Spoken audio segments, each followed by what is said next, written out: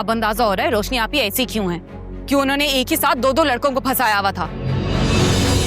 आपकी दोस्त है ना, आप तो यकीनन उनसे 4 हाथ आगे ही होंगी। चुप कर जाओ, तुम्हें बात करने की भी तमीज नहीं है।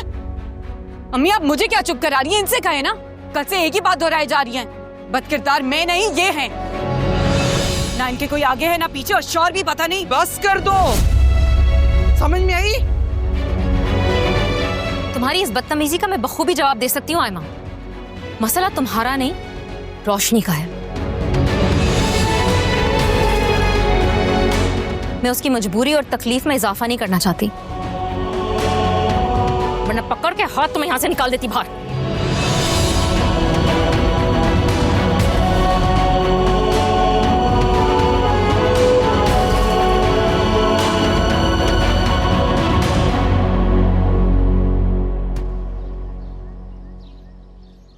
कोई तमीज है तुम्हें? आयमा ये क्या तरीका था साजदा से बात करने का? एक तो उसके घर में रहने बजाय एहसानमंद होने के तुम बदतमीजी कर रही हो उसके साथ। अम्मी अगर आपने मुझे फिर किसी बात का इल्जाम दिया ना तो मैं चली जाऊंगी यहाँ से, बता रही हूँ, बर्दाश्त नहीं करूंगी मैं। बहुत ही बेहिस हो, अपने अलावा किसी के बारे में नहीं सोचती, किसी का ख्याल नहीं करती। मेरा नहीं, कम से कम रोशनी का एहसास कर लो। हाँ नहीं है मुझे एहसास, और क्यों करूं मैं एहसास? ये जो कुछ हमारे साथ हो रहा है वो मेरी वजह से है। अम्मी आप ही से बात करें, वरना मैं तमन्ना के घर चली जाऊंगी, फिर मुझे मत ब्लेम कीजिएगा। क्या बात करूं बताओ, क्या कहूं उससे मैं? आप उनसे कहें हमारे लिए घर अरेंज करें। हम कब तक उनके दोस्त के एहसान तले दबके उनके इल्जामात सुनते रहेंगे? तुम्हारा दिमाग तो नहीं खराब हो गया? मैं किस मुंह से रोशनी से बात करूं? पहले उस बेचारी की तबीयत ठीक नहीं है।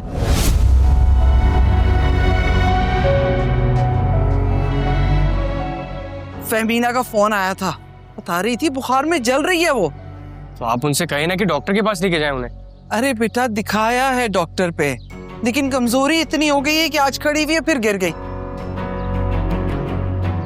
इसीलिए तो फहमीना कह रही थी कि मैं चंद दिनों के लिए वहां पर आ जाऊं, इस तरह उसका ख्याल रख सकूं। लेकिन तुम ही बताओ मैं कैसे जाऊं? आयमा को तमीज ही नहीं है, अभी साजदा के साथ बदतमीजी कर रही थी। अम्मी आप ही को हमारी जरूरत है, हमें फौरन उनके पास जाना चाहिए। आयमा साइन तुम अपना सामान पैक करो, हम आप ही के घर जा रहे हैं। और वैसे भी हम यहाँ पे कब तक रह सकते हैं? चलो चले अम्मी।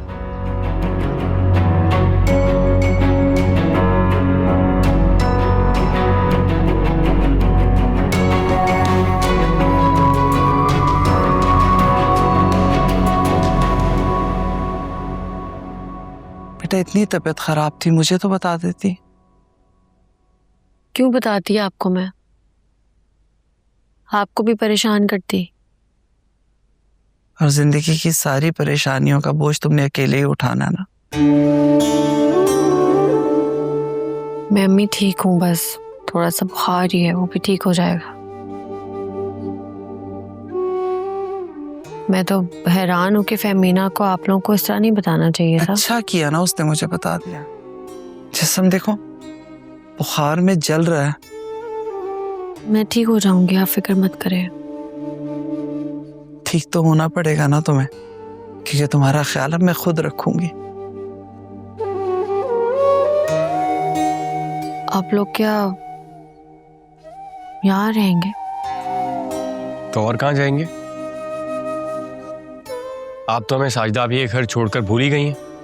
साइम ठीक ही तो कह रहा है, इन्हें कोई एहसास नहीं है हमारा।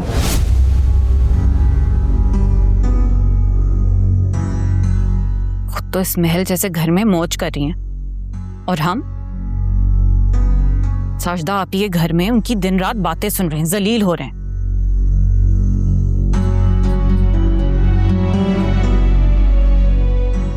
साजदा ऐसी है ही नहीं कि वो बातें सुनाए।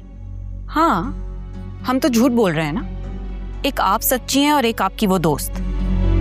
पूछ ले अम्मी से, कितने घटिया इल्जाम लगाए उन्होंने मुझ पे।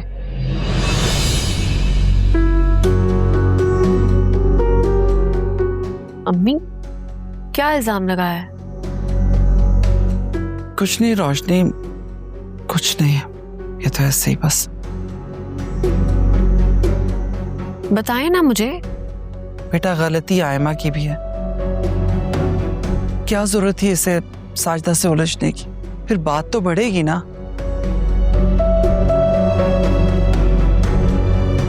खैर तुम ठीक हो जाओ तो हम यहां से चले जाएंगे।